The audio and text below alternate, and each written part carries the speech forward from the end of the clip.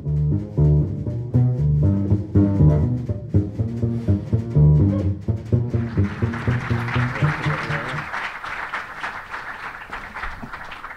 I'm glad I'm standing here and not sitting over there.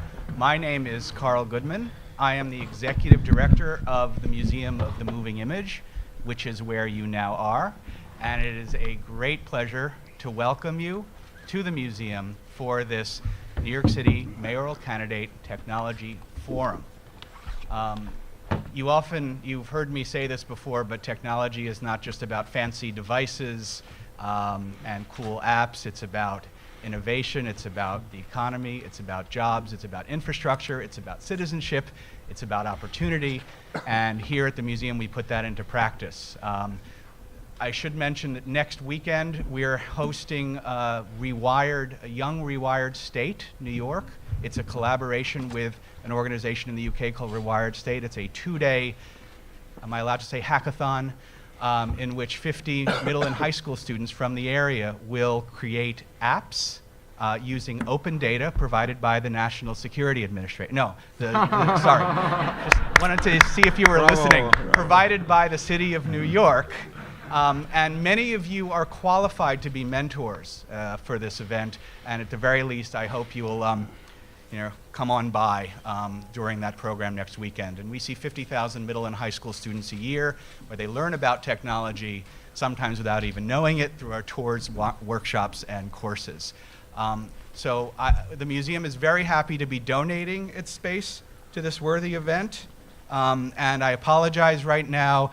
Time Warner Cable is helping us to light up a tremendous amount of superfast fiber. It will happen in the next few days in the meantime, and that will provide free internet access and all the bandwidth you can eat here at the museum and in our new courtyard, which opens very soon.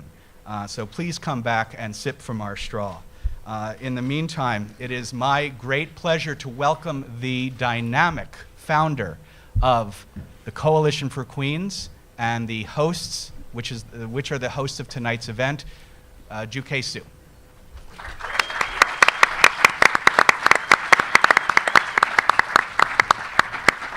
Thank you very much, Carl, for hosting us in this beautiful space here tonight. I think the Museum of the Moving Image is a great example of the thriving digital media and cultural institution here in Queens. Hello and welcome. I'm Juke, the founder of Coalition for Queens, one of the organizers for today's Mayoral Candidates Forum on Tech Policy. I want to welcome you all here to Queens, the borough which I call home, and it's a borough of immigrants as well as the world's most diverse community. It's also home to great and innovative entrepreneurs and tech companies. I want to thank former Councilmember Saul Albanese,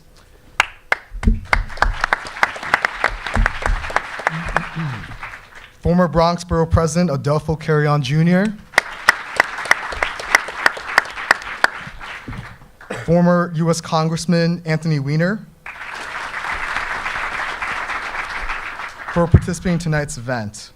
I also want to thank Anjali Athavaley from the Wall Street Journal and Nilay Patel from the Verge for being moderators for tonight's event.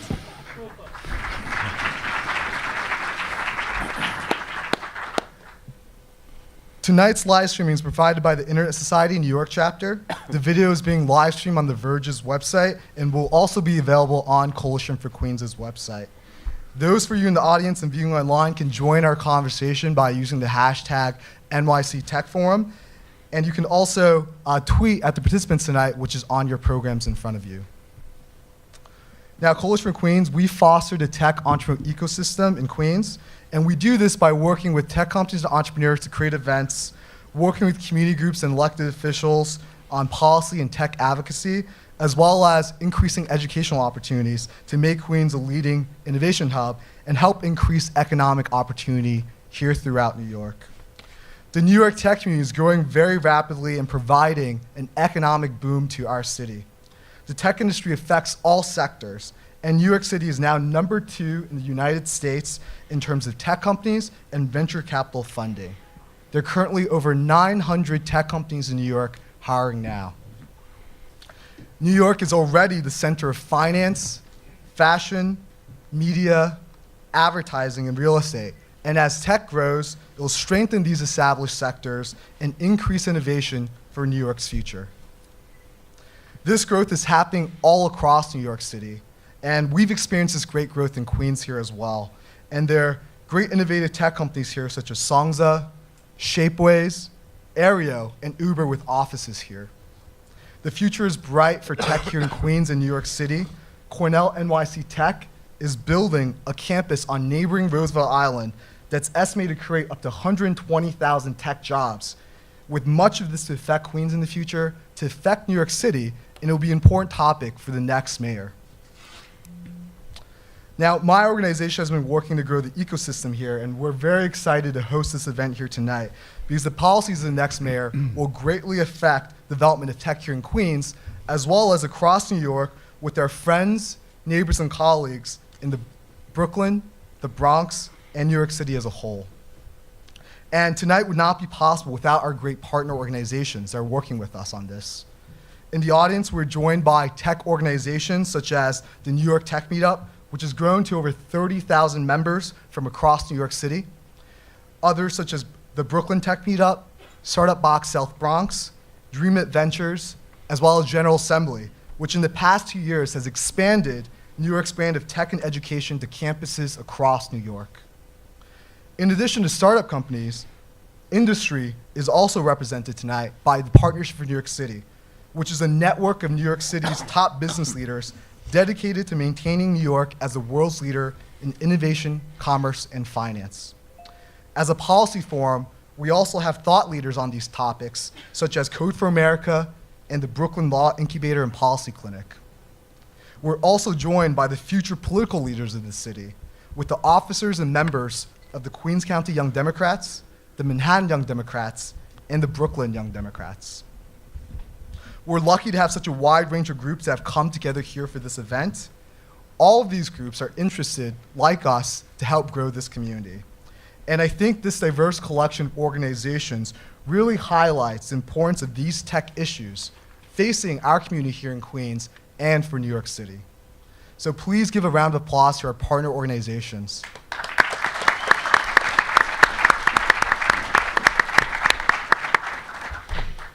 And now to begin tonight's program, our moderators, Anjali Athavaley, is a reporter at the Wall Street Journal who writes about real estate and the New York economy. She's also covered New York City's tech expansion.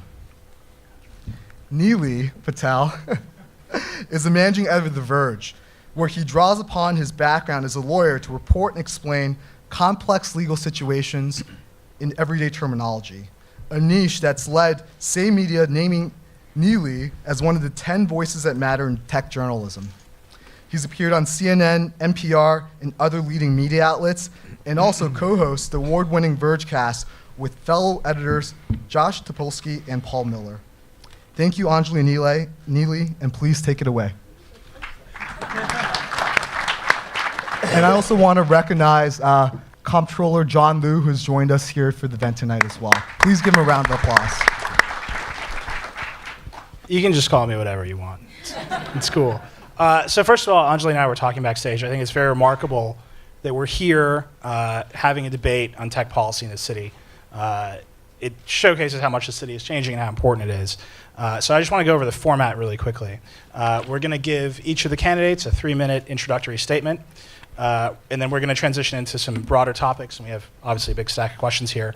The questions were gathered from partner organizations through social media and other channels. The candidates will get a minute and a half to answer, although this is not a debate, so we're going to encourage the candidates to actually talk to each other. We'll stop them if they get uncivil, which I sort of hope they do. And then we're going to transition into audience Q&A. There's a microphone over there. We'll take 3 or 4 questions from the audience. They'll get a further 90 seconds to answer. And then we'll do a 2-minute closing statement for each of them. So let's begin. I'm going to have the opening statements, but I will say this. Before you begin your opening statements, this is a tech policy forum, and there's no more important question in tech than what phone do you have? What carrier is it on? That's probably the most important policy question here. And what is your favorite app? So Councilman Albanese, if you would begin. Okay, first of all, thank you for having us, and I commend all the sponsors for putting this together, especially A special shout out to my alma mater, Brooklyn Law School. I know they're part of this. So it's great to see all of you here. I use the BlackBerry Bow, which is probably archaic at this point. Verizon is the provider, and my favorite app is Major League Baseball, MLB. My name is Sal Albanese. I'm not a career politician. I'm not accepting money from developers or lobbyists, and I have a strong record of independence. Let me tell you a bit about my background. I came here as an immigrant at the age of 8. I grew up in Park Slope, Brooklyn, when it was a working-class neighborhood. My mother raised us on a garment worker's salary. The public schools, the libraries, the sports programs, the CUNY system, all services that the city offered elevated my family from the working class to the middle class. I'm running for mayor because I want to offer the same opportunities to future generations of New Yorkers. But I'm worried that our political system is letting them slip away. With your help, I think we can change that. We have a choice in this election. On the one hand, we can select from a group of professional politicians who spend more time at cocktail parties than they do listening to their constituents. Or we can make a clean break, elect a mayor who has a record of independence, has raised the wages of workers, and has taught in our classrooms. I spent 11 years as a public school teacher, so I understand education from the ground up. We all agree that we need universal pre-K, that we need to stop teaching to the test, stop closing our schools. The difference is I have a plan. When I talk to parents in Bedford-Stuyvesant or Sunset Park or Harlem, they know IQ is not the problem. Poverty is the issue. Poverty causes stress. Stress causes developmental issues. Many of our kids enter our schools at 4 or 5 years of age, way behind. They get referred to special education. They wind up in our criminal justice system, and it's just not right. As mayor, I want to create a department for early learning and establish pediatric wellness centers in low-income communities around the city, where parents, teachers, and doctors work together in a multidisciplinary approach. Now that we know that the first 3 years of a child's life are pivotal, it's political malpractice not to address this early on. We also have to create jobs that pay the bills in this city. I'm proud of the fact that I authored the city's first living wage law that impacted 70,000 workers and put $3 billion in their pockets. We need to create jobs that pay the bills. We need to work with small businesses who are being used as piggy banks in this city. We also have to invest in our infrastructure and have to protect our coastline, which will initiate job creation in the near future. So I want to be a different kind of mayor. I want to be a mayor that makes decisions on the merits. I want to tell the truth, even if it's politically risky, and I want to give regular people a voice in City Hall. With your help and with your votes, we can build a better New York. Thank you.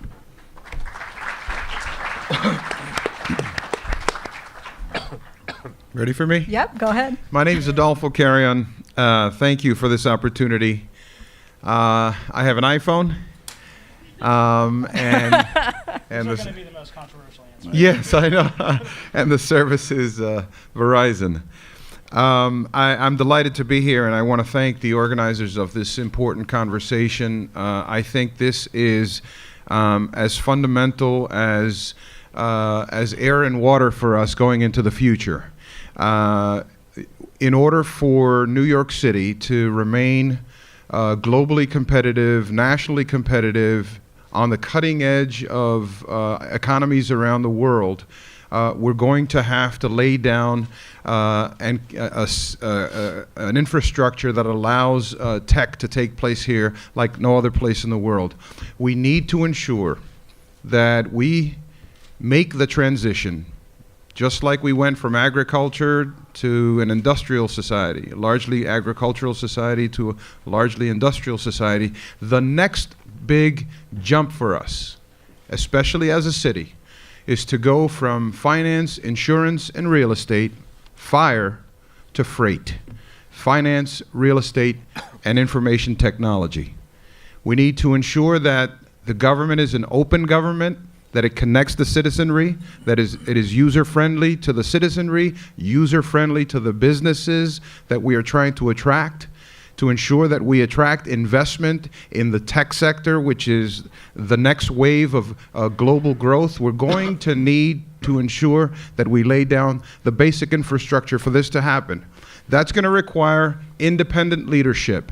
I'm running as an independent for New York City mayor because we have a lot of broken things that need fixing, and I believe, as a significant share of New Yorkers and Americans do, that the two-party system is underperforming and underserving the American people. And it's certainly underperforming and underserving here in New York City. We've tried to fix the education system, and we're still, after 60 years of talking about reform, not able to retool the system to produce a citizenry that is fully engaged and a citizenry that is prepared to make New York City globally competitive in this global marketplace. We're importing people from outside New York for the high-end jobs that are high-paying jobs and not growing a domestic workforce. The number one priority for me as mayor would be to ensure that we retool this education system so that we can produce the modern workforce that can carry us forward and keep us competitive as the leader of America's cities and as the global leader. In order for that to happen, we have to stop pretending. And this is not about, oh, tech is a separate issue that we have to deal with. This is as basic as the underlying platform on which we do everything, whether it's business, government, healthcare, everything we do, we have to catch up, and then we can move forward. Thank you very much. Thank you. Did you have a favorite app? Oh, yes, my favorite apps. One, I'm a golfer. I'm guilty of playing golf, yeah. So I have Golf Zing for my tee times, but I haven't been out there playing golf. And then I'm a Pandora nut. I just float around Pandora and listen to music all day. Thank you very much. Well, good evening, everybody, and thanks for bringing all of us together to talk about these very important tech issues, which really I think there isn't enough discussion about it. I am an iPhone user, although I gotta admit, I'm not totally sold on it. There are so many bugs. It really makes me want to rip my hair out at some points, and I'm not even going to mention the service that I use because it seems like there are more dead spots than not in the city of New York, and I don't know why. Was that? Is it I wasn't going to mention the name, but you know what? Look, I think there's just no excuse. This is the city of New York, and I don't know why there are so many dead spots, not just inside buildings, but in open spaces. It confounds my mind. I'm sure we're going to talk about that issue. And then finally, I am also a Pandora user, although I gotta say that I'm too cheap to pay for the service, so I gotta listen to all these ads, and it's just driving me up the wall, really. But and it's more and more frequent. These ads are coming up, and now they have the video ads, so you gotta watch it as well as listen to. But in any event, this is a discussion that we need to have because the city of New York, we have an old city. We have an aging infrastructure, and there aren't too many things that you can do to quickly upgrade the infrastructure, whether it be the subway system or the electrical grid or the street infrastructure. But we are cutting ourselves short, and we are falling behind other major American cities if we don't upgrade the tech infrastructure. I know some of the businesses, the corporations that have been given the franchises, and I would say monopolies, to run some of the information systems in the city of New York are beefing up their infrastructure, but I think in many ways it's too slow, and they are not holding up to their end of the bargain in terms of connecting the entire city. Some neighborhoods have been connected, but there are too many neighborhoods that are still being left behind, and there doesn't seem to be an urgent or pressing priority to hook up those neighborhoods as well. So we've got a lot more to do in terms of getting the companies, the franchises that we have doing business with the city of New York to actually do their work quicker.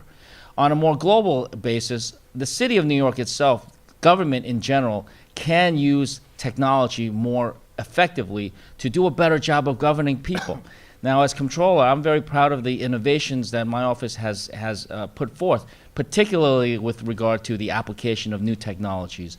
Just recently, I crowdsourced the people's budget, where we allow people to come online and give suggestions and recommendations about what changes to make to our city budget.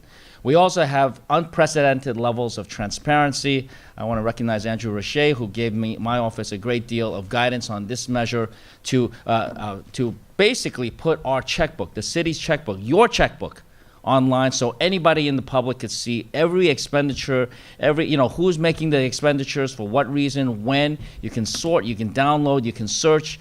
It is like looking at your own checkbook at your bank website.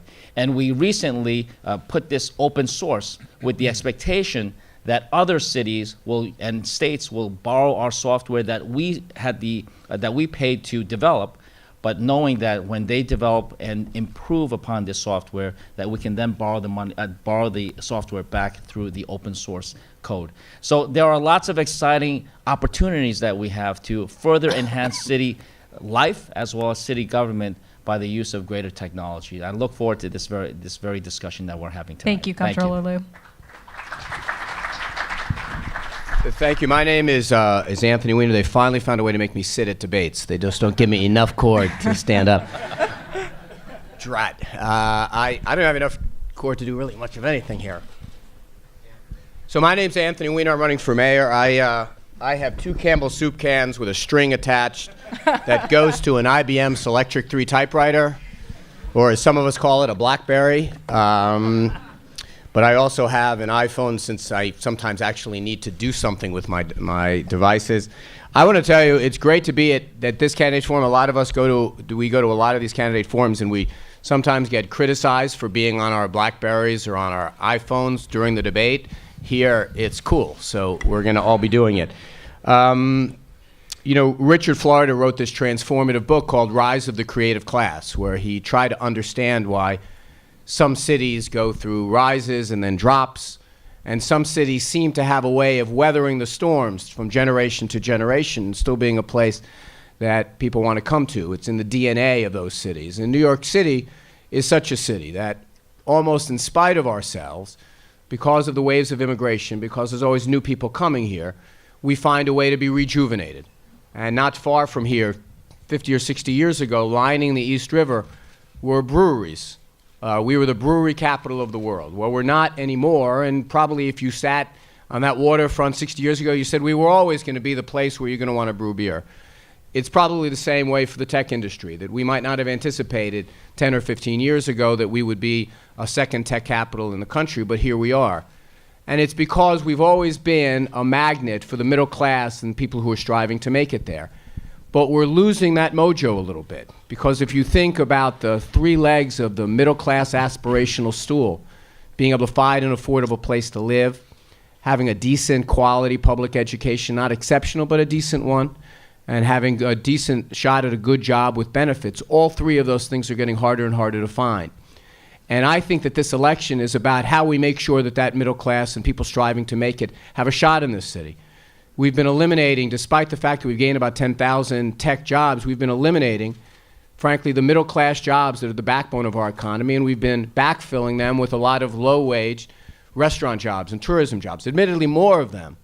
But that's a decision that we're making, or something that we're allowing to have happen, which is changing the very face of our city.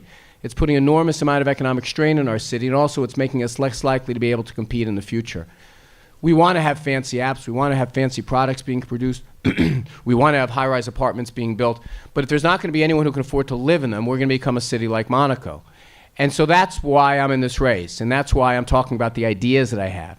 And I want to say something else. We as Democrats haven't won for better part of 3 decades now. And part of it's because we haven't been the idea party. I want to get us back to that place. That's why I wrote a book called Keys to the City, which is on my website, and I hope I'll get a chance to talk about some of those ideas during this forum. Let's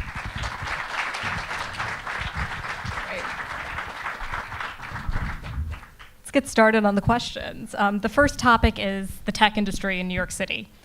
Mayor Bloomberg has taken a leading role in promoting the growing New York City tech industry, with initiatives including the We're Made in New York campaign, featuring leading tech companies, the Applied Sciences Initiative that's led to Cornell NYC Tech, and creating leadership roles such as the New York City Chief Digital and Analytics Officers.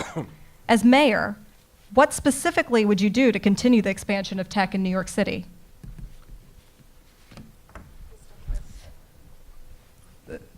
Right to left, please. Yeah, great question.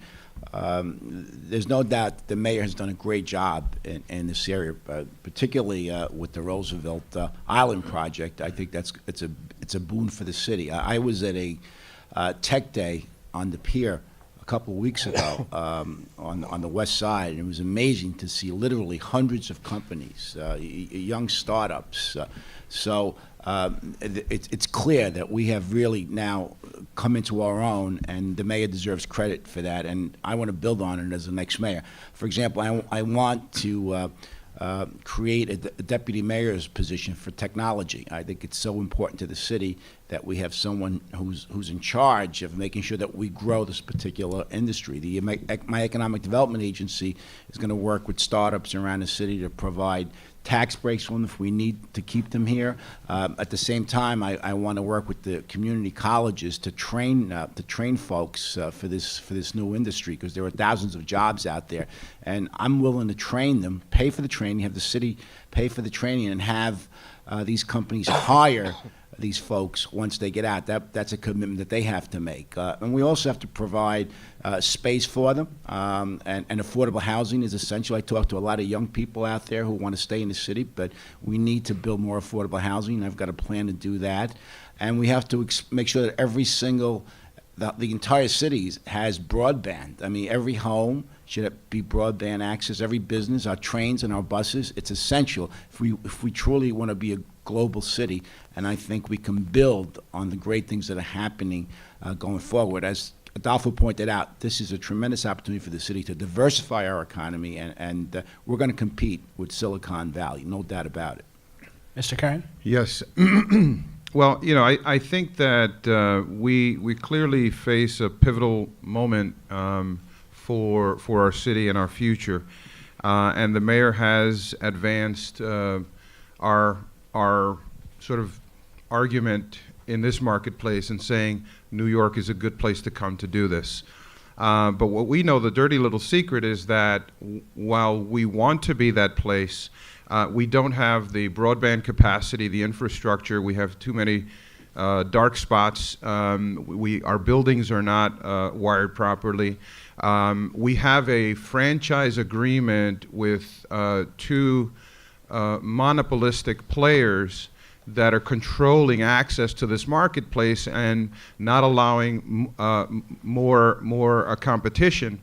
So we're going to have to revisit a number of important things like the franchise agreement and figure out ways for us to open up competition. Clearly, we're going to have to lay down infrastructure. It's going to have to be a partnership between the public sector and the private sector. I think that we're also going to have to look to incentivize the development of tech startup spaces, commercial spaces that are prepared to receive the startups. And we know that there's plenty of venture capital here, there's plenty of ideas here, but then the question is, do we have the ability to support businesses to scale up beyond a certain size? So we have to focus on that. I will focus on that and use the New York City Economic Development Corporation's existing programs and essentially put them on tech steroids. Thanks. Comptroller Liu. Thank you. We do have to have a better handle on our franchises. And I think these monopolies that we give them the privilege of doing business in our city, they've gone away with far too much and far too lax a standard. We encourage small businesses and entrepreneurs to take root in our city. And if they can get past all the regulatory hurdles, all the city agencies that they got to go through in the city of New York, and then possibly face enormous fines and violations. Even after all of that, you know how long it takes to get your internet service set up by these monopolies? I mean, it's just ridiculous. So everything from the infrastructure aspect to the customer service aspect, we need to hold our monopolies to a much higher level of accountability. And under my administration, it would be vastly different from what I consider too much hand-holding or letting big companies off the hook under the current administration. We also have to do better in terms of our education. We've got And Adolfo pointed this out at one of the forums recently, that there are a huge number of, for example, software developer jobs that are available, and they're open. They're looking for people. And yet we don't have enough people who are qualified to take on those jobs. Our education system has to begin to bridge this digital divide that many of our middle schoolers are still suffering from. And we've got to train them and educate them so they can truly take the jobs of the 21st century. I think it's very clear which two of our candidates do not have FIAS. Congressman Weiner. You know, for one thing we need to do is we need to bridge this gulf between the incubators and the Googles. You know, we do a pretty good job in the city early on as we're trying to promote tech startups. We have incubator space, but, you know, once they reach critical mass, there's really not a lot of space. And one of the reasons is we went to a rezoning for housing binge in the last 12 years. If you want to take a look at our jobs, our back office jobs and our office space jobs that could have been in Long Island City, just go stand in Lower Manhattan and look at Jersey City. They did the math and figured out, listen, they're both one subway stop away, and if we provide plus space, maybe Goldman Sachs's of the world will want to be in Lower Manhattan, but if they have 30 or 20,000 back office jobs or 5,000 back office jobs for middle class workers, like tech, a tech element of their business, they're going to need some place to be. And yet we zone so many places along in Long Island City that were warehouses, we zone them for housing. And I understand the imperatives there as well, but we're making a choice. Secondly, you know, when you talk about someone who's getting off easy, these people who are developing these giant new buildings and making enormous sums off them, how come one of the requirements, just like we say you got to put a bike rack in, you've got to put some kind of resources in, why don't we have broadband available outside any new building that's built? And you just have to put in the address represents its password or its login, or it's just an open Wi-Fi. If we did that for every new building that was built in Williamsburg, every new building that was built in Long Island City, every new building that was built in Manhattan, you'd have a lot of open source broadband available today. Follow-up for Mr. Carrión and Comptroller Liu. You both mentioned these ideas of competition and monopoly in the area of broadband access. Do you support bringing more competition to the city? And if so, how would you go about doing it? Yeah, that's not easy. I'd like to hear some specifics. Well, look, we have, let's take it to an even more basic level than this. How many cable blackouts have we seen just in the past 3 years? Because either Time Warner or Cablevision claim that they can't reach agreement with some of their programming providers, and therefore, you know, we had 1 year where, about 3 years ago, where the residents of the Bronx couldn't even watch the World Series, and their team was in it. Yep. And so, you know, they couldn't watch the World Series. And the mayor's approach, and I spoke with him about this directly, you know, I said that these are companies that we allow them to have a monopoly franchise in our city. And when they bicker with their programmers or whatever, it's not a fight between private corporations, because at the end of the day, it's our residents who aren't getting the service that they paid for. And his response was, well, they could read a book. Now, you know, I'm sure people can read, all right? And if people wanted to read a book, they would choose so. But you don't have to pay to read a book. And if you're paying for service that you're not getting, city government should be stepping in immediately. I've used my seat on the Franchise Review Commission to point out the inadequacies of these kinds of agreements. But going forward, I want to tighten these agreements to ensure that there is competition, and that when monopolies are failing our residents and subscribers, then they've got to cough up as well. It shouldn't just be the subscriber that suffers as the big corporations are bickering. The subscriber needs to get some kind of relief as well. You know, I think John mentioned something, his seat on the FCRC. It's the Franchise Concessions and Review Commission. I don't know how many of you know that it exists, but it's a little Vatican-like, you know. It's like, you know, the College of Cardinals, or they meet behind closed doors. And then they have these public hearings, occasional public hearings to deal with very complicated elements of complicated contracts. So what I would do as mayor is open that process up to the public and the tech community. The best advisors that we can have are the thousands of techies, with all due respect, that play in this marketplace Is that an insult in the tech community to call people techies, or is it's a term of endearment, right? I mean, nerds rule nowadays. So There you what's go. wrong with that? But we have the talent, we have the folks in this town who can help us walk through this process of how do we improve this to allow for competition. What I do know in this complicated process is that we have a small window that opens up for competition. The Time Warners of the world and the Comcasts of the world open up these little sort of physical right of ways, and there is a limited time of opportunity to go lay down your wires in there. It is just a disincentive. We've created an environment of disincentive and lack of competition as opposed to competition. First, okay, if I'm going to say, let me just, this is... Let's go to the go congressman. ahead. And then I spent the last 15 years in the private sector, and I was in finance. And one of the things about investment management is you have to align the interest of the managers with the investors. That's an important theorem. And I bring that up because we talk about some of the things government should be doing. Unfortunately, quite often the government's interests are not aligned with the taxpayers. They're aligned with special interests. They're aligned with campaign contributors. When we talk about developers not building luxury condos, rather than the zoning being fair, so we can build buildings that can house companies. That there's a huge profit margin in building luxury condos, and these developers contribute large sums of money to these campaigns. So there's not an alignment of interest here, and a lot of what we say sounds great, but if your campaign is being funded by special interest, it's very difficult to get those things done, and that's why I talk about this an awful lot. I mean, the way government function affects every industry, including the tech industry, the healthcare industry. The entire city is impacted by it. So it's very important that people look under the hood of these campaigns and see who's funding these campaigns, and then that's where the rubber meets the road. That's when you get to know where the policy goes.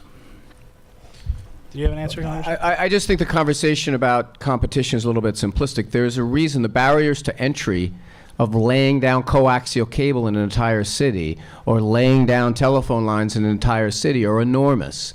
That's why the system is structured the way it is, albeit something that was started in the 1970s. The reason they had to do it is, the reason we made a decision to do this as a city is we said if we want someone to make this investment, we basically have to guarantee them a captive audience. That's largely changed now. Let's face it, we could be sitting here in 20 years and cable and DSL could be anachronistic in and of themselves. I mean, that we could be reaching a place that the entire broadband access is entirely cellular or some other way. But I think one of the things we should say is that if you're going to get the concession, or in this case, there's not a monopoly because there's basically two, there's cable and telecom, but if you're going to get the access to the city, you've got to give us a certain amount of free broadband in public spaces, free broadband in our schools, free broadband in our libraries. There has to be some tangible give back in exchange for having basically a fairly controlled access to the marketplace. But it's an easier thing said than done. Remember, we did tell these companies, if you make these investments and come in, and if you lay down all of this cable and wiring and everything else, you were going to get some benefit from it. Maybe that system is structured wrong, but I think the way to get the give back is to say specifically, rather than just, I want Mrs. Krapalucci to get good cable service, I want her neighborhood to also get free broadband in her neighborhood park. I think that's the way you structure these contracts. So I have a question. There's a lot of tech companies and people from tech companies here in the audience, and we're talking about workforce development, we're talking about startups, we're talking about the new companies we can have for this economy. And one of the words we use on my site to describe new companies a lot is disruptive, right? We disrupt industries that create entirely new economic incentives to exist and function. But there is a very fine line between disruption and actually being illegal. And there's a lot of cases of that here in New York. Aereo is here in Queens. They're being sued by all of the networks. Uber is here. I think people from Uber are actually here. And they had a fight with the city just to run their service. I can tell you that I think Uber is a much better service than San Francisco and Chicago. What's the third one I had? Airbnb is currently in a litigation with the city just to run their business. How do you manage the layers of regulation we have to protect the incumbent industries with the new startups that want to disrupt those industries and possibly create more jobs? Well, I like the disruptor title. I like to think I've done that to the mayoral campaign. I mean, Are you worried that you're illegal? They wish. Look, I think that just because you're something that is an app on the phone doesn't mean you go around regulation. The reason why I don't think Uber will ever be a success in New York City is we have a system in New York City where we separate dispatch cabs from yellow cabs from black cabs. You can argue with the structure, but it's actually worked in New York City pretty well to keep up the quality of our rides. And you can say, well, I've got an app that allows a taxi cab to bypass people on the street and go to my corner, and say, okay, that is good for the person with the app, but it might not be so good for the person standing on the corner. I think it's a false choice, though. I mean, I think that, obviously you want to have technology that melds with the public interest as dictated by the legislature and coming up with laws. Sometimes things take a little while to catch up. I mean, Barry Diller's example that's an odd one, right? Because that's really taking something that is in the airspace, giving us a personal antenna. Well, how is that different than a television? And I'll leave that to the courts to sort out. But when you have something like Airbnb, when we have detailed laws on how to make sure that we're not having illegal SROs, you've got to work within the laws. And so my ethos is going to be, we want you to be a successful tech company, but we don't want you to undermine the laws as they're written to protect consumers. Councilman Albanese? It's a good point. I think that there's a balance. I mean, the city should be doing more to cut red tape and promote competition. And certainly, one of the criticisms that's been leveled at the city, and rightly so, is the way it imposes so many regulations on small businesses around the city that doesn't promote competition. It uses them as a piggy bank for generating revenue and protecting companies that have these huge monopolies in place, almost monopolies in the city. So I think we've got to get to the point that we have healthy competition without the laws being violated, and the economic development of the agency of the city should be promoting that competition in a lawful way. Let it evolve. I mean, the technology industry is fairly new to the city, and startups are fairly new because we really didn't have this years ago, and it's a time to make sure that the Economic Development Agency catches up with. Could I ask you to respond to the Congressman's point, though? It's great that it's an app on the phone, but in many cases it touches already regulated industries. How would you balance the two? How would I balance the two? I would. It's a difficult option at this point. I would certainly have my economic development agency look at this and come up with a solution. Some of this stuff is very complicated. It's new. There are a lot of legal challenges that have to be sorted out. So we'd have to figure it out. And as a city, we have to promote industry, especially in the technology area. So that's what I would charge my commissioners with doing. But of course, there are legal challenges that have to be sorted out as well. Yeah, I was going to say, you can be a disruptor, but the question is, are you then a creator and a developer, and are you adding value? Whether it's a political race or a tech race. But let's use the Airbnb example, because I think it touches a number of very basic things that we interact with on a regular basis. We have pretty clear rules about how we are supposed to use our buildings safely. I will tell you, I had a recent experience. My daughter, Sarah, was doing her spring semester junior year spring semester in Barcelona, and so we decided as a family that we were all going to go over there and visit her. And guess what? We used an Airbnb type service, and it was very easy over there to use it. It's good for them. It's good for tourism. I believe it could be good for us and good for bringing more visitors to New York City. We have a low vacancy rate in our hotel rooms. It's very expensive to come here, and if we can create a more user-friendly city using this kind of app, that is good. However, in order to get there, we're going to have to revisit our rules. And the question is, what are the smart land use policies without making living unsafe, without disrupting neighborhoods to allow for this kind of activity to take place? So it's a case-by-case basis, but this evolution has to happen rather quickly. I mean, just real quickly, I agree with pretty much everything's been said here.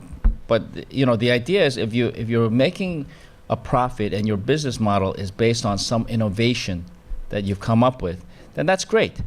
But if your business model and your profit is coming from skirting regulations that other legitimate businesses have to follow, then that's not such a great thing. And that's something that our city and probably the federal government at some point has to get involved in. It's not easy for the city itself to regulate some of this internet type activity, because the city just can't get its hands on it, and many of these companies are actually not based in New York. So there are challenges to be had, but the main thing is that we want to encourage innovation and profit-making business models from innovation, but not from not profit-making models that are centered around skirting the current law. I hope all of you deeply consider your answers the next time you try to get a cab in the rain. I think we're moving on to our next topic. Anjali? Okay. Organizations such as Coalition for Queens and Partnership for New York City, as well as City Council Speaker Christine Quinn, have recently released reports and policy recommendations to create a tech cluster in Queens. How do you prioritize and expand these opportunities to communities in the Bronx, Brooklyn, and throughout New York? We can start with Mr. Carrión.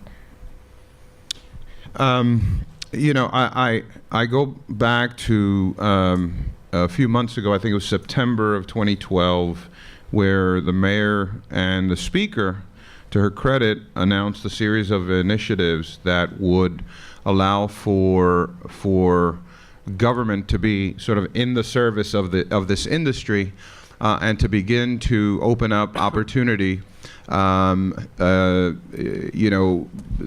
the commercial real estate market, have a sort of a database of information about the user friendliness or tech user friendliness of buildings, have the real estate industry that markets that space be able to compete by offering more information about the spaces that are available that are tech friendly, tech user friendly, changing the development incentives in town to ensure that if you're building new space, there should be a tech element to this that allows for smart development of buildings or development of smart buildings. These are all tools that we can use. We have, for instance, you mentioned the Bronx. In the South Bronx, all these old industrial buildings that are left over from a time when we had a strong manufacturing sector down there. That sector is gone, or largely gone, and now it's time to retool those buildings and allow for them to be used for this new industry. So it's certainly a platform that we ought to be exploiting for this new economy. Comptroller Liu? I think that you can always try or say that you're going to target one specific borough or one specific area of the city. But the bottom line is you still have to have the infrastructure and also the space for these new businesses to begin to build themselves. And so it goes back to what the city should do as a citywide policy, that these companies that are given the monopoly franchises need to do the work of laying the infrastructure everywhere. We see that there are some complaints that some of the monopolies have been laying, not necessarily coax nowadays, but it's fiber optics, that they're laying this new infrastructure in certain preferred neighborhoods faster than other neighborhoods that they may feel that the business will be slower in coming in. So that's a disparity that we should not accept anywhere in the city of New York. And so it's just another example of how we do have to hold our companies much more accountable to their own agreements that they've signed with the city of New York. And I understand that there's a concept behind giving some of these companies a monopoly franchise. But that doesn't mean that we let them off the hook on standards that they themselves have agreed to. And we have to make sure that they are indeed building that infrastructure everywhere in the city. Can I just ask a follow-up there? Yes. Would you say your recommendation is more to enforce the existing agreements, or would you rather see the city enable different types of competition to force these players to act faster and better for their consumers? Well, in fashioning the agreements themselves, there hasn't been the openness of competition that we should see. So even if you were going to give them the current form of monopolistic agreement, there's just not enough competition that's being encouraged to come and bid for those kinds of monopoly franchises. But I do believe that going forward, it should not be such a tight hold that these companies have. They have to make the investments, no question about it. But they're not upholding their end of the bargain in many cases. So the city does have to come into, the city does have to play the role of the enforcer.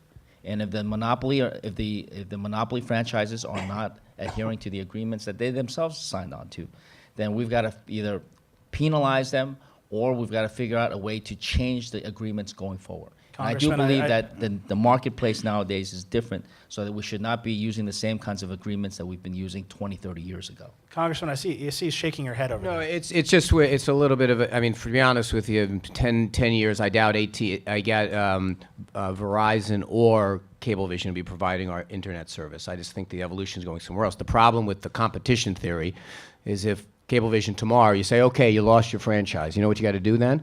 You got to buy all their infrastructure from them. Well, we're not going to do that. That's the problem. So, I mean, I'm not saying that the ethos isn't right, that we should try to demand everything that we can. I think what we should do is write into the franchise agreements, they don't come up very frequently, say you need to provide X service or Y service different than you have now. The problem is we laid this bed in a different time in our civic life when you had to literally say, in order to make it worthwhile to lay this infrastructure, you're going to get a monopoly. We're in a different period now. Technology is probably going to drive us to a completely different place that we'll be joking in the future about the time we used to get Cablevision to get our HBO, that kind of a thing. Isn't that that's a little optimistic? I mean, you look at other cities, you look at what Dude, Google, that's how I roll. I'm very optimistic. I'm an optimistic guy. Well, let me just push you on that. I mean, do you really think that 10 years from now, the fiber infrastructure in the city will be outdated by something else? Well, I mean, look, if to be honest with you, I mean, and John's exactly right. I mean, they're not laying coaxial cable anymore. I mean, maybe the intermediate miles are coaxial and everything else is digital. But the point I'm making is that we kind of are still have a structural construct now. I mean, look, there are a lot of decisions we made a decision that most countries didn't make to have competing cellular formats, cellular systems.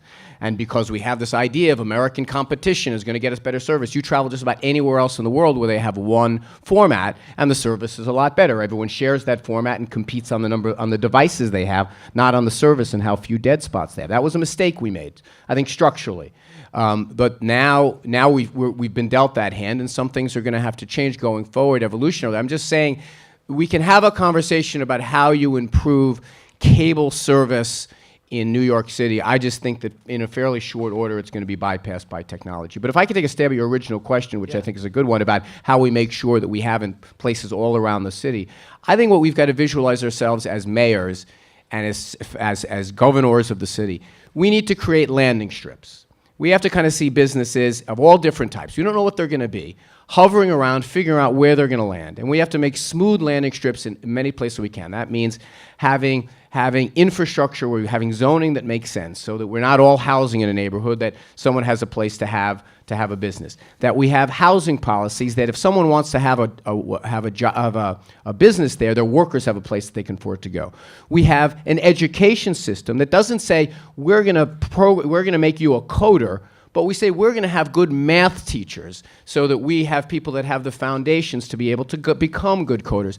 I think that's the best you can ask of your government, is not to say these are how we're going to attract this particular business at this moment. It's trying to think, what kind of a city do we aspire to be in 20 years? And I think that means making little landing strips all around our city where we have a hospitable environment for businesses to land when they decide to.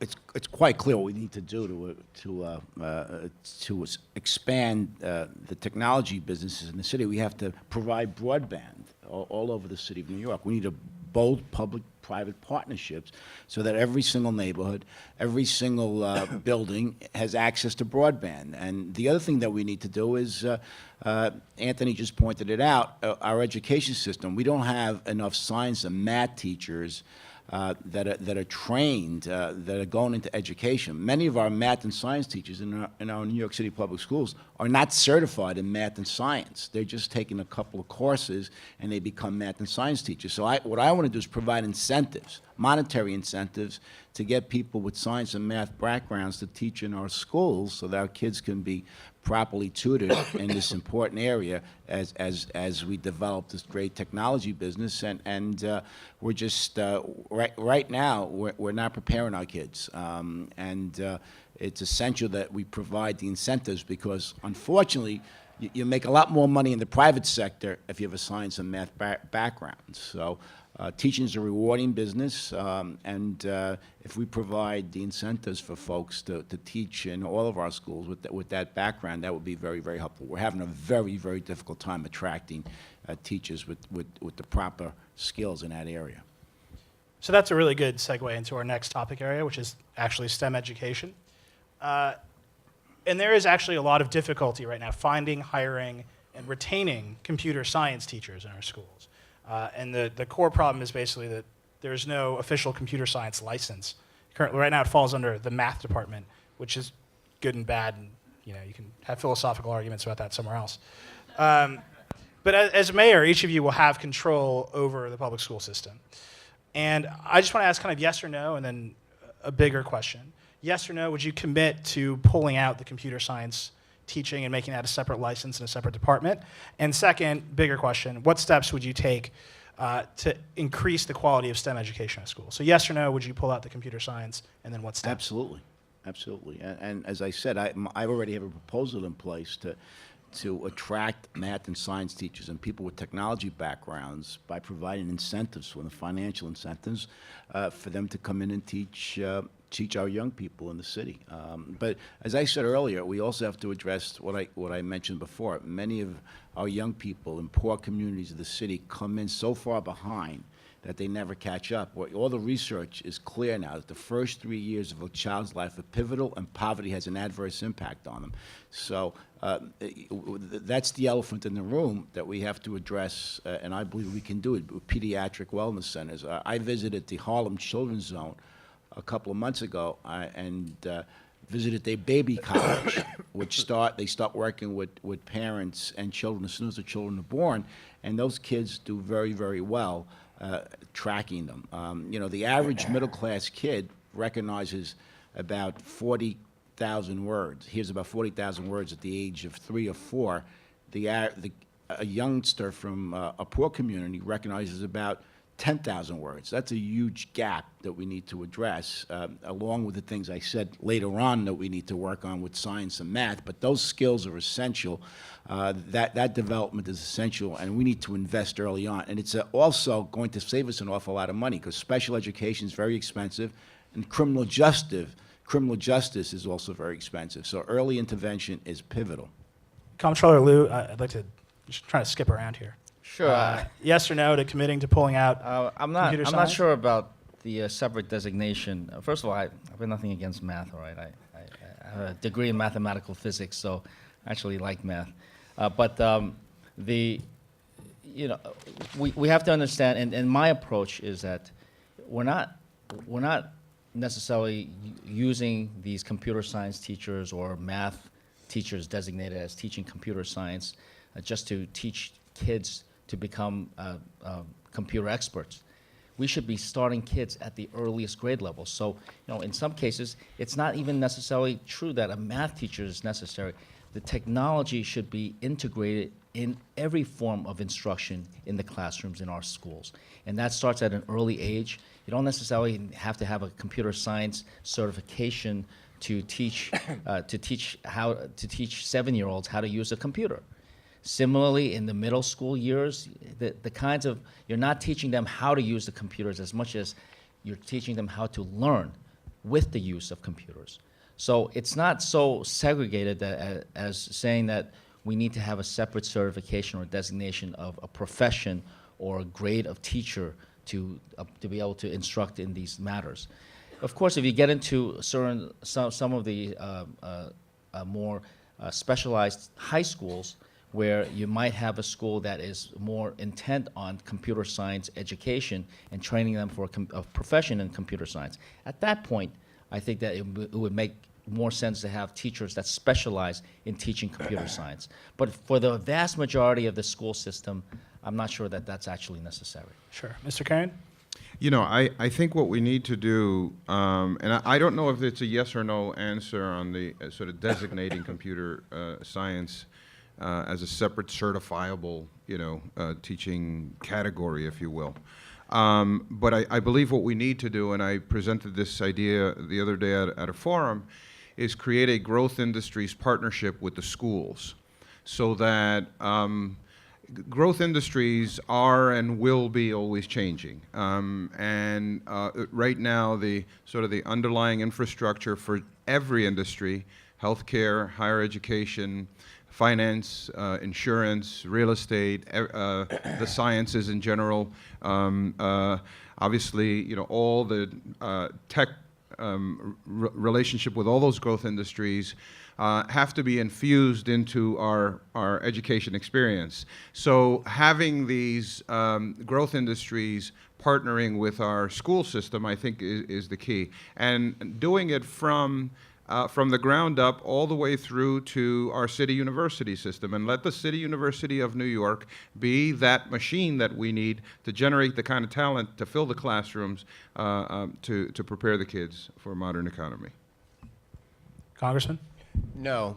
I think, look, I think one of the things that we do wrong and government isn't very good at is trying to anticipate what type of person we're going to want in the classroom year by year based on whatever the momentary demand is.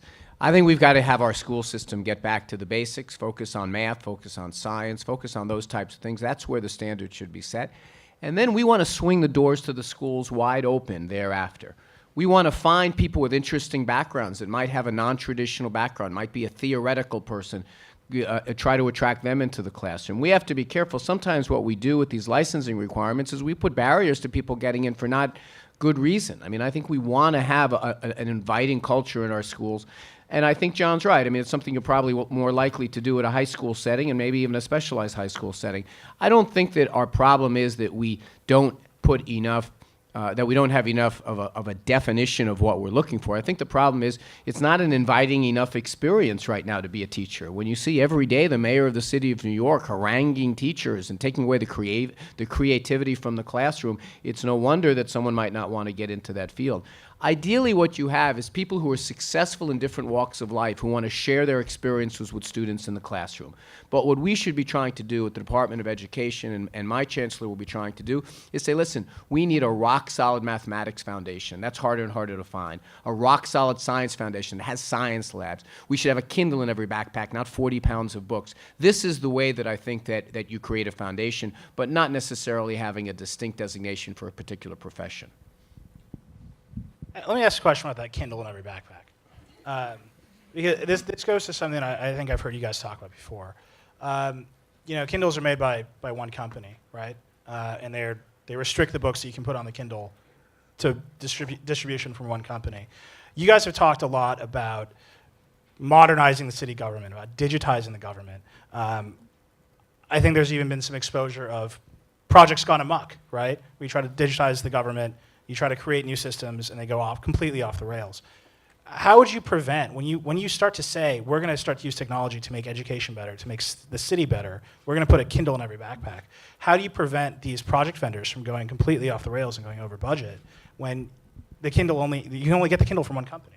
Well, first of all, Kindles, Kindle e-readers of some sort, they're less than $100 right now. It's not a great threat that you're posing. They're probably, their life expectancy is probably just a couple of years anyway before. You're saying Kindle metaphorically.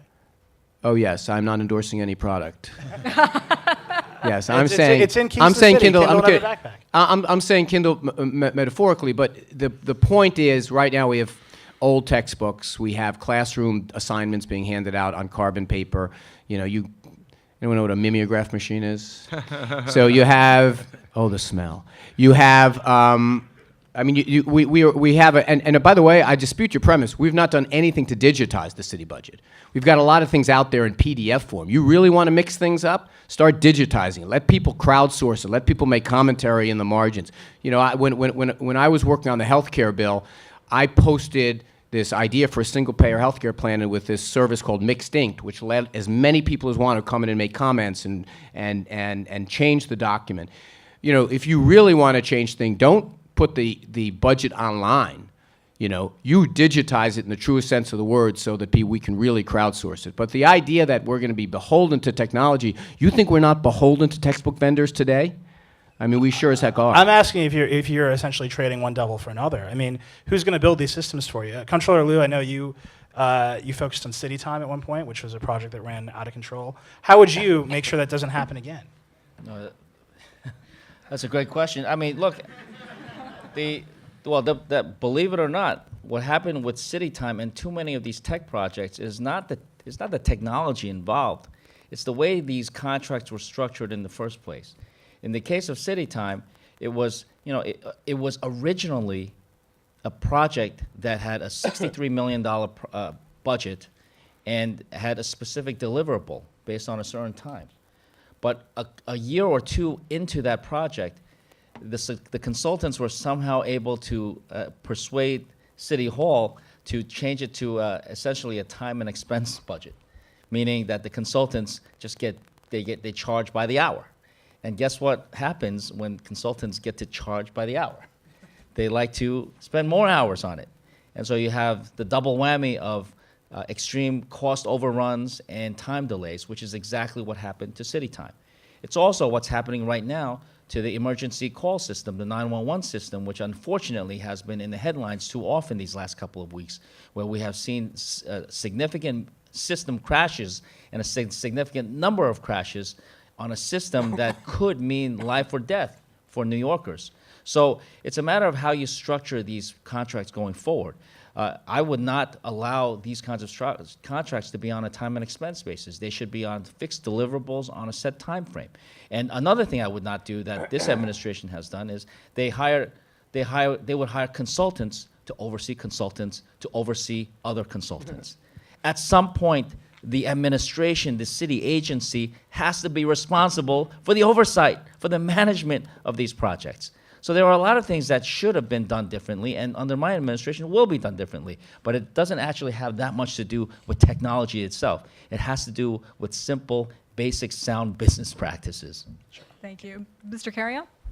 I think that the question is not what technology we use or what product is put in the hands of the students, but that we have to modernize and make information more accessible and available and free.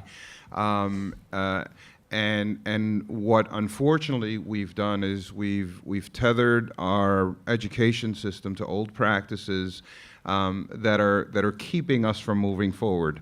I remember when I was in the city council and then as borough president, one of the opportunities we had to modernize the classroom was to put these smart boards up, and that was all the rage. Everybody wanted a smart board in their classroom. It really did revolutionize the classroom and gave the teacher the ability to work with children at different paces, get them more information rapidly. So rather than getting ourselves stuck on the mechanics of what we're going to put in that kid's hands, it's got to be an iPad-like, Kindle-like, e-reader-like product that will get them the information they need so that they can get their education as quickly. You guys know I run a technology review site, right? Like, they're not all the same. I just want to... Some of them are better than others. Give all the kids a BlackBerry. See how that goes. Councilman Albanese. I think the key word is nimble. We have to have a government that's much more nimble. Technology's evolving at a very fast rate, and our bureaucracies just aren't keeping up with it. And they've never kept up with it. As a school teacher, I remember that our textbooks were outdated, and when we got new ones, they were outdated as soon as they hit our libraries and our shelves. So we've got to develop a much more nimble government, and there are a tremendous amount that people in the technology area can help us. Public-private partnership can help the city function better. We've got tremendous resources here in the city that can help the government be more nimble. And John knows this as well. We have a clunker for a pension system. It's not nimble. It's not doing a job that it should do. Other pension systems outperform us because we're just the way we invest money takes too long. We don't have the kind of talent that we need within that department. So we need to modernize a lot of our government functions, and that's going to be one of my priorities as mayor. So we need safeguards to make sure that there's no corruption, that the money is spent wisely. But it is a time that we cannot afford a 19th century government in a modern society. And also, we live in a global city. We're competing with other cities across the world now, with London, with Paris, and places with Hong Kong. So we've got to be, if we want to continue our leadership as a world city, we need to have all these modern, nimble processes in place. You had mentioned before creating a deputy mayor of innovation. Would you support giving that person a budget? Yeah. Well, I don't know about a budget, but what I would support is somebody that would be a thought leader in this area, and would be the person that we would look to put all of for the technology vision to be in place, to make sure all of our agencies are functioning at a very modern level, and that we use technology to better serve our citizens, from the 911 system to all of the other things. Traffic, for example, I've got a great, I think it's a great transportation plan which uses technology. It's called the Fair Tolling Plan, where we lower tolls and bridges that have limited mass transit options, and we add to bridges that have no mass transit options. And we have the technology in place where if you, at rush hour, you may pay $6, but if you're driving over that bridge at 2 o'clock in the morning, it goes down to $4. We can do the same thing with mass transit on our trains. A lot of people, unfortunately, jumping and getting killed. We can put track sensors in place so the motorman can see if there's an obstruction. So these are the kinds of things that we need to do as a city, and technology can play a major role in making the city safer, improve our air quality, and also moving people around more effectively. Thank you. I think we're going to move on to workforce development. And the first question is about the talent gap. Despite relatively high levels of unemployment in New York, tech companies have been unable to find the talent that they need to grow their businesses. Currently in New York, only 1 out of 4 tech developer jobs are filled due to lack of skilled workers. What steps would you take to address this talent gap to ensure that our residents are prepared to succeed in the modern economy? We'll start with the Congressman on this one. Well, a couple of things we can do. One, we could improve the housing environment here in New York City. I mean, it's very difficult to attract someone to come to a city as much as they may want to live there if it's getting harder and harder and harder to find an affordable place to live. You know, I grew up in Brooklyn. My parents in the early 1960s, or the mid-1960s, bought a limestone duplex on a park block in Park Slope for about $50,000. Now, Park Slope then wasn't what it is now, but it's still, it was that you could find communities like that. They're getting harder and harder to find. Now, you never want property values going down. You always want them going up. It's a sign of a growing and thriving city. But the fact remains, if someone called you tomorrow and said, listen, I want to move to New York City, where's an affordable place to homestead, you'd have a tough time figuring out where to send them. A second thing has to be we have to kind of have an education system and an immigration system that keeps up with the times. There's only so much we can do locally. When I served in Congress, I was on the immigration subcommittee. There was an enormous amount of conversation about how it is we become a more welcoming country. You know, after September 11th, the pendulum swung so far in the direction that it became virtually impossible for even talented people who wanted to bring value to our country to come here. And too often, and this is a mistake the tech industry made, Too often the tech industry said, just fix the H1 problem and we'll get to the other stuff later. No.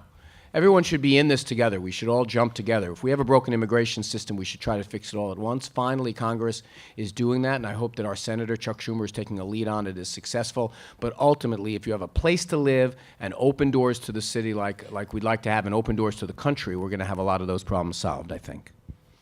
Comptroller Liu? I think it's great that people are coming here to the city from all over the country and indeed all over the world. But I think we also have to make provisions for our current residents. And I go back to education. There is not enough of an education, not enough of a tech component in the education of our young people today, whether it's in the public schools or in CUNY. CUNY, we have, I think it's vastly underutilized in terms of the training that they can prepare young people today for careers right here in New York City. As we mentioned before, there are so many of these high-paying jobs that go unfilled because there aren't enough people. So it's not just about attracting people from the rest of the country and the rest of the world, and I think it's great that people are coming here. I'm an immigrant myself. I was imported from Taiwan. I got a label back here that says so. But we have a lot of young people who have a tremendous amount of potential to unleash right here. And so we should allow them to do so by giving them the right educational tools to do so. And we start with not just the public schools, but CUNY. It's great that the mayor is proposing a high-tech campus on Roosevelt Island. I think it's obviously a private institution. It's going to be as expensive as hell to get into. Why not do the same thing? And I support it. But why not do the same thing with some of our CUNY campuses as well, where they are actually asking for the same kinds of resources that are being given, hundreds of millions of dollars being given to the Roosevelt Island campus. Why not give some of that to CUNY campuses as well, so that they can provide the technical education, the STEM education that the workforce of not even tomorrow, the workforce of today actually needs? Our workforce development programs are in the dark ages. So we're training people for jobs that used to exist. And then it's driven by sort of this numbers targets game that we play where it's called placements. So we place people in marginal jobs. They stick around for a little while, and then they come back into the workforce development program that is irrelevant. But there's a more insidious element to this, which is at the front side, which is we're just not generating the talent from our school system. Our school system needs an entire retooling. We conducted an experiment with charter schools and magnet schools. They touch 3% of the kids in a city that has a school system of 1,100,000 students. We're just scratching the surface, and we're not going to charter our way or magnet our way out of this crisis. What we need to do is take the best practices, the innovation, the application of new technologies, new relationships between teachers, parents, principals, students, and the families we serve, host communities, the business community, and everyone come together to retool and redefine the neighborhood school. Apply these lessons learned, the best practices. Some of these magnet and charter schools are working.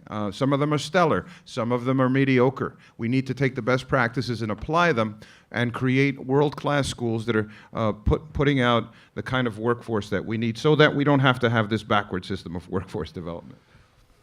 Well, all great ideas, and it's clear that there are solutions to all of these problems. We know what has to be done. The question is, will the political class act to do it? The Financial Times had a survey a couple of months ago which said that the United States went from #1 in competitiveness to #4. And the main reason is bad governance. So our political system needs to be re-engineered so that we actually align the interest of taxpayers with the government. And we have a political system that's a clunker, so we need to make sure it's not conflicted. We need to make sure that we have systems in place that, for example, term limits and independent redistricting, so there's competition between people and ideas running for office. And one of the problems that I see in Los Angeles, for example, 19% of the people turned out to vote. And that's dismal. And as I travel around the city campaigning, a lot of people disengage. So we need people to be engaged and get involved with our political system to make sure it works effectively, so we can resolve these issues. Affordability. That's one of the things that we need to address in terms of housing, living wage jobs, collaboration between the CUNY system and the private sector. We have a great community college system.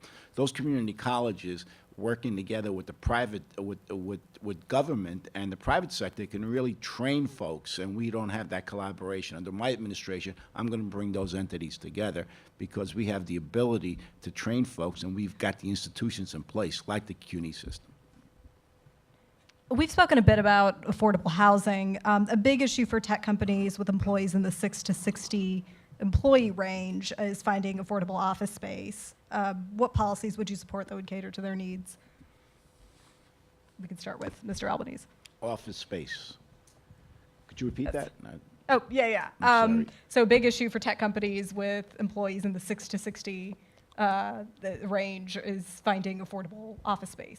Yeah, I think I think it was touched on before. It's a zoning issue. I mean, the fact is that most of the development in the city is really being promoted by developers who are interested in maximizing their profit margin. That's the nature of business. I can't blame them, but government should step in and make sure that the zoning that we have in place allows for people to have office spaces. For example, in Williamsburg, it's a tremendous that community has really been revitalized in a sense, but when I talk to people, young people, I guess they call them hipsters.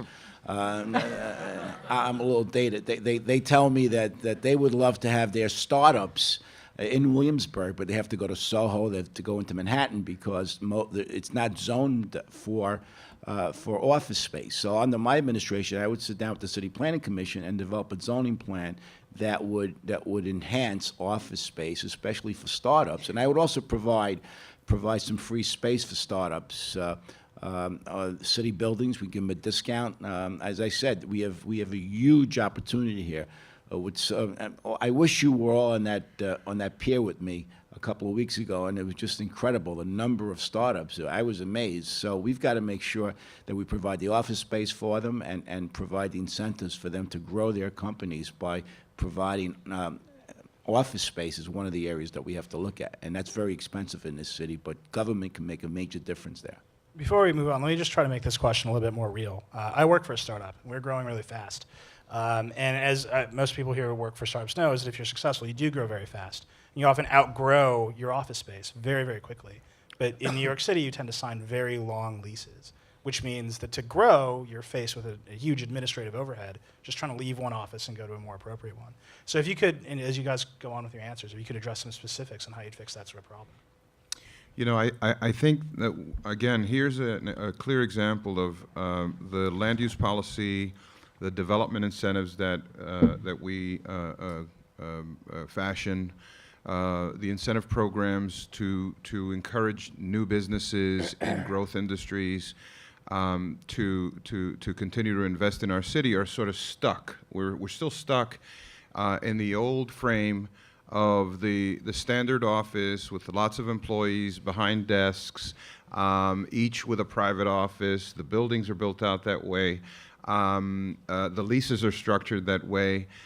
We need to sort of dial back, bring the stakeholders together, look at what's the best development policy and incentive set of incentive packages that will allow these companies to grow and to be nimble and to be able to move around or have expandable space.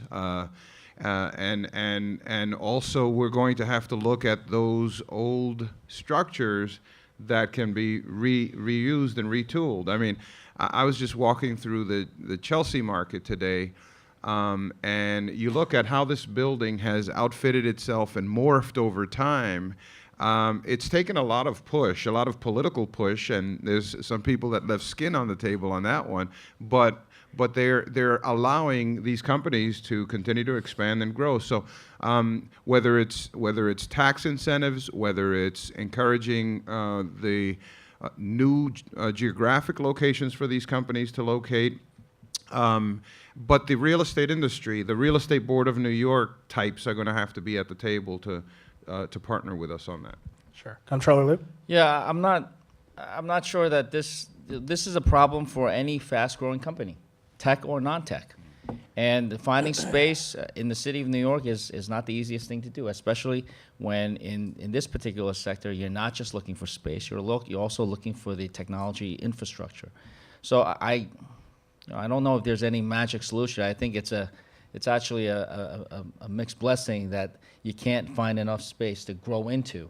But on the other hand, we do have, nowadays, we have a lot of commercial space that's available. It may not be at the cheapest prices, but there is right now no shortage of commercial space as there is, like, for example, housing.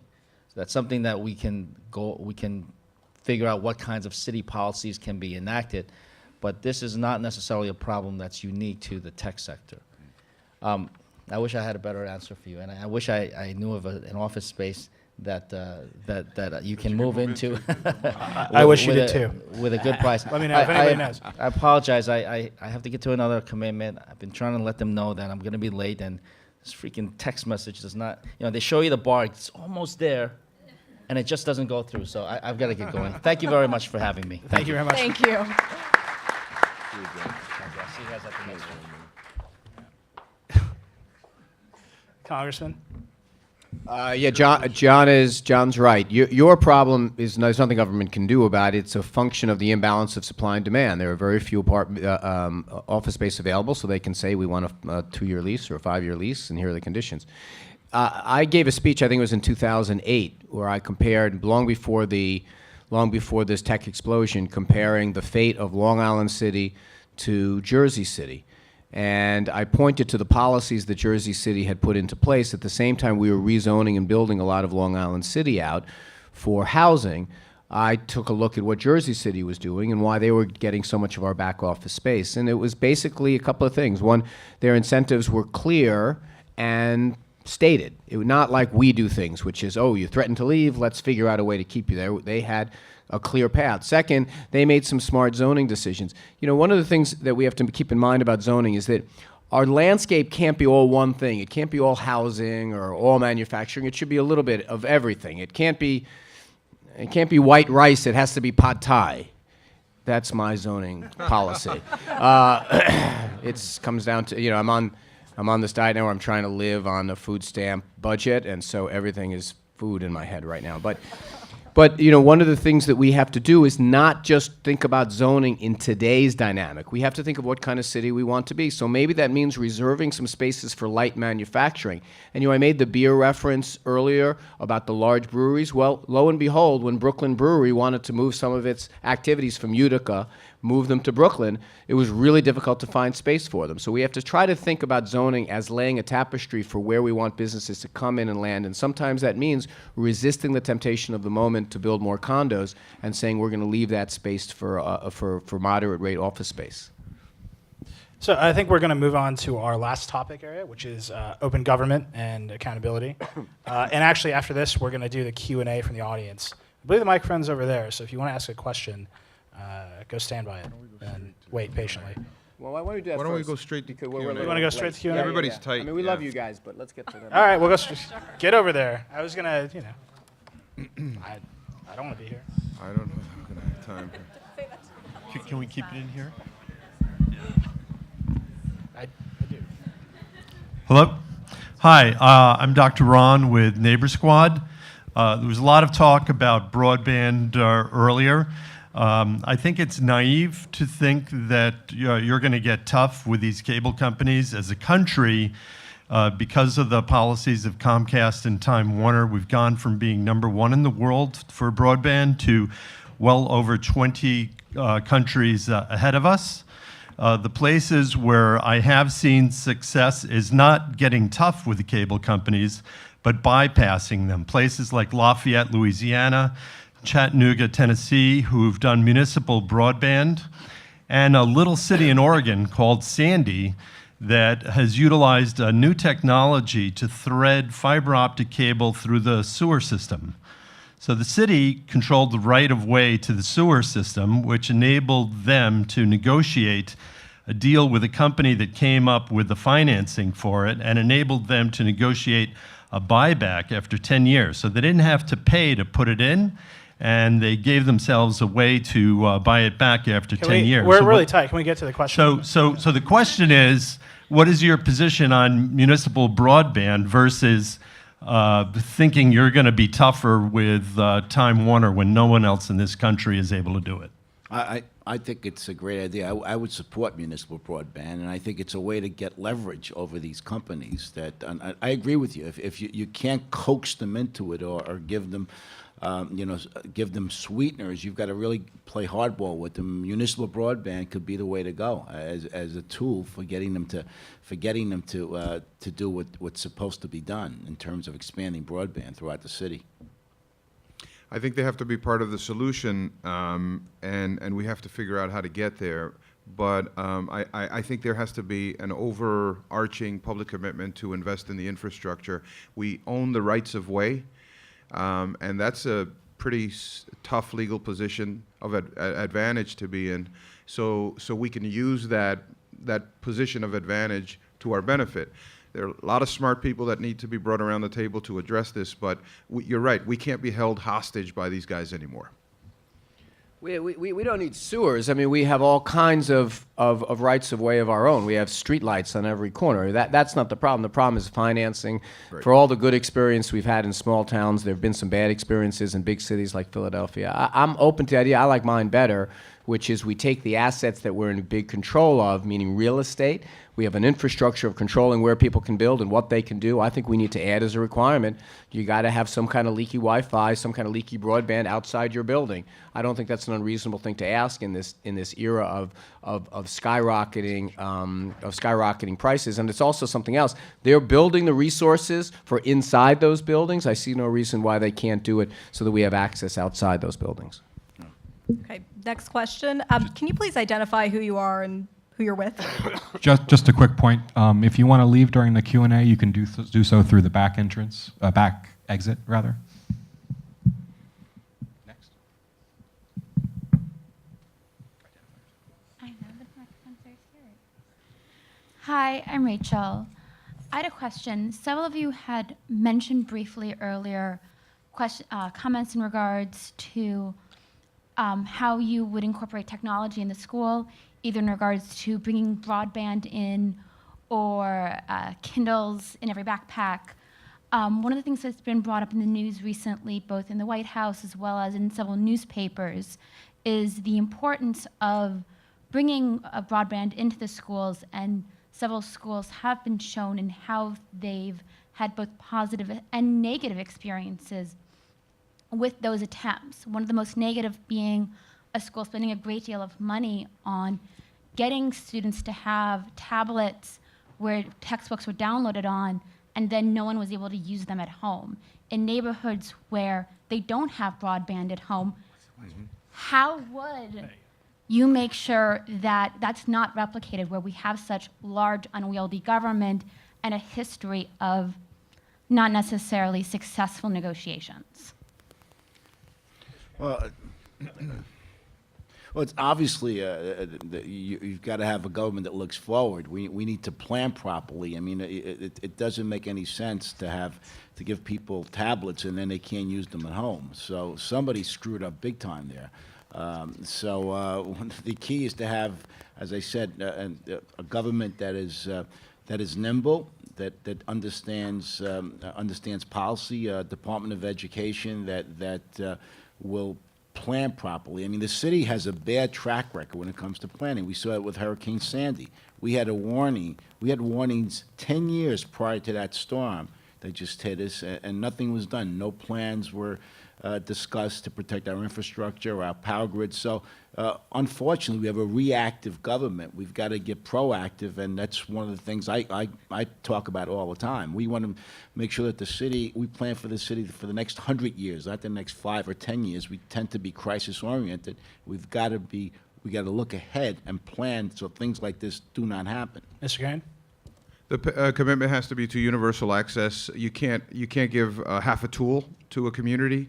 If the kid can't take the tool home and access the internet and be able to get the information that they need, then it's pointless. Which brings us back to the public policy commitment of a public commitment to the infrastructure, and a creative way of getting back to the duopoly in our case.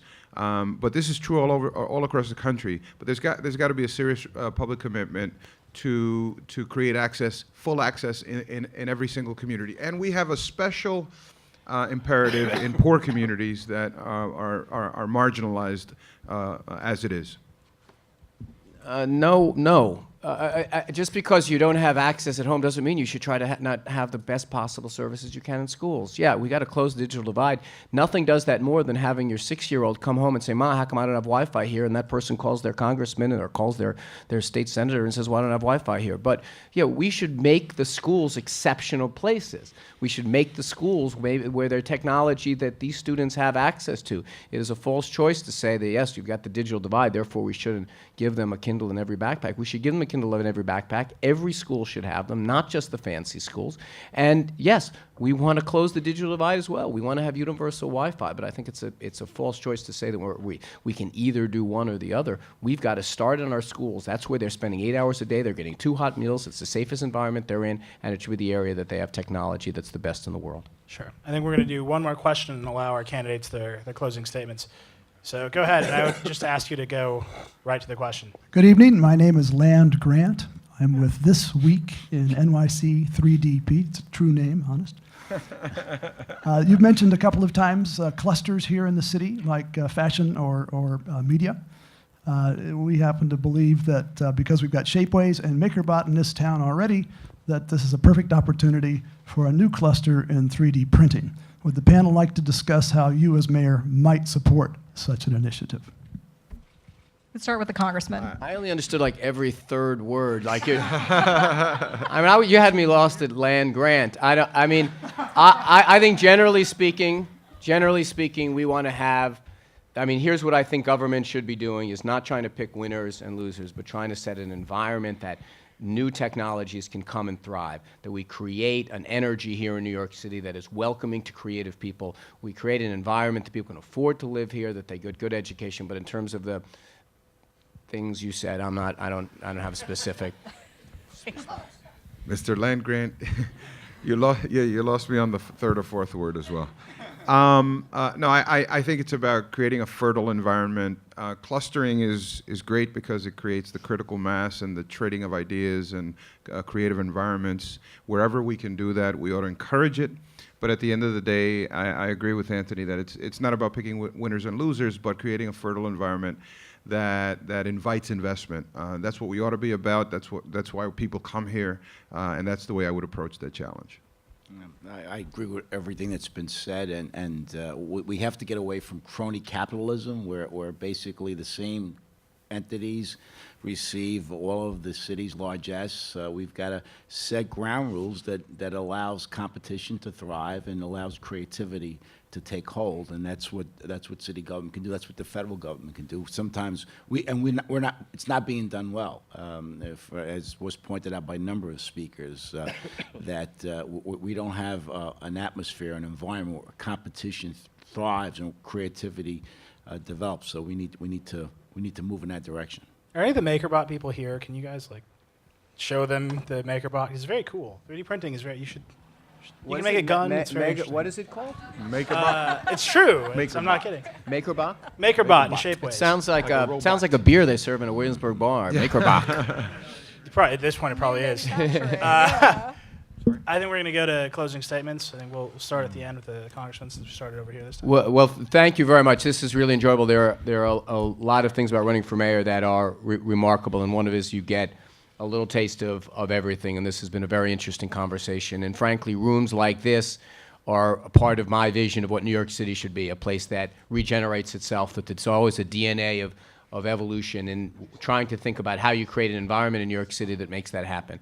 And it doesn't mean just worshiping at the big buildings of Manhattan. It means thinking about the small startups all around the 5 boroughs. It means thinking about the ways that our economy goes.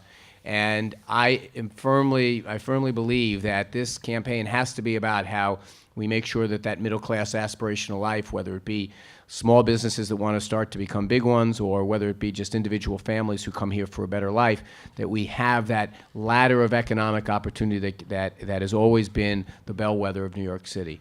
I think it's really under stress right now. I'm an optimistic person, and this is an optimistic room because we're talking about future developments. But I think that if we don't restore this sense that New York City has affordable housing, New York City has a place that you can send your kids to public schools and expect them to get a pretty good education, and there's a place that you can get good jobs, I think we're really going to be in difficult straits. And I also encourage you to take a look at my website, anthonyweiner.com, where there's a book that I published there called Keys to the City, which has even more ideas about technology than I had a chance to get to today. But I'm very grateful for the opportunity to be heard by you, and I hope I have your vote in the primary in September and the general election in November.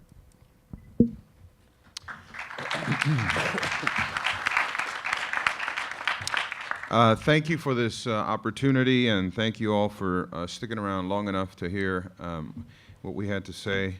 New York City has attracted the creative class, the risk takers, the folks who aspire for a better life, who refuse to accept circumstances as they are. We need to continue to be that creative city, that city of entrepreneurs, but we have to take care of the basics. At the end of the day, everybody goes home to a neighborhood.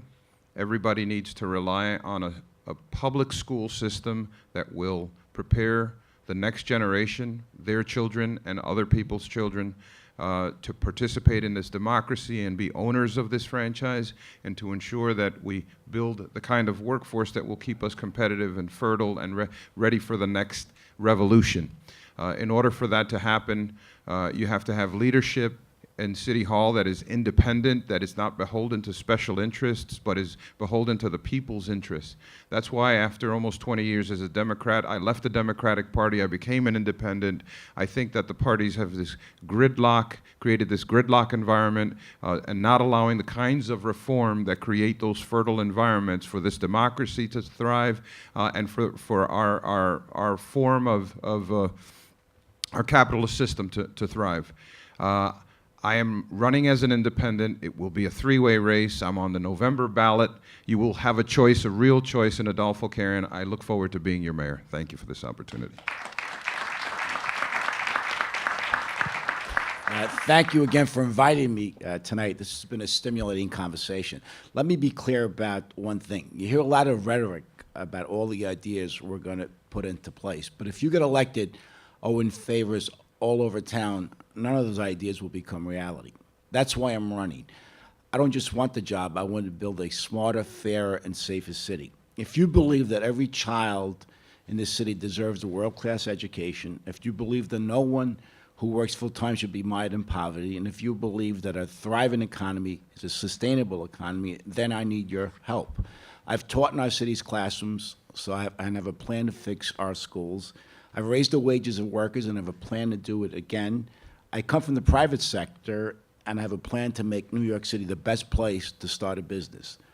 With your help and with your votes, we can make the world's greatest city even greater. Thank you so much. All right, with that, I just really want to thank, again, the candidates for coming here tonight, for sharing your vision with us, for serving our community, and for dedicating yourself to public service. Can you please give them a round of applause for participating? And then I also want to thank the moderators for facilitating this great conversation. Please give them a round of applause as well. I want to thank our volunteers and partner organizations. And last, before you go, candidates, we have small tokens of thanks and appreciation for you. We have some cards for you expressing our thanks, as well as gift certificates from Uber so that you can experience the ride here.